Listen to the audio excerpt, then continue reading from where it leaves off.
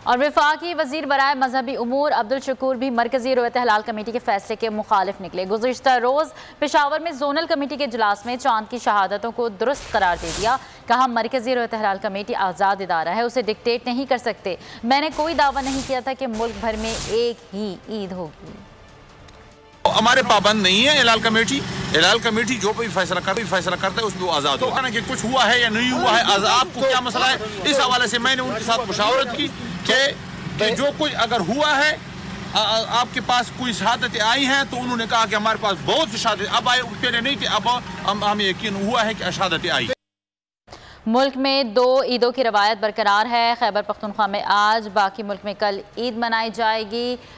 हज़ारा division के सूबे की छोटी बड़ी मसाजिद में ईद के इज्तिमात। वज़ीर आला महमूद खान ने गवर्नर हाउस पेशावर में नमाज अदा की। बलोचिस्तान के शहरों चमन, संजावी और जोब में आज ईद की नमाज अदा कर दी गई है। वफाकी वज़ीर बराए मजहबी उमूर अब्दुल शकूर भी मरकजी रोयत हलाल कमेटी के फैसले के मुखालिफ निकले।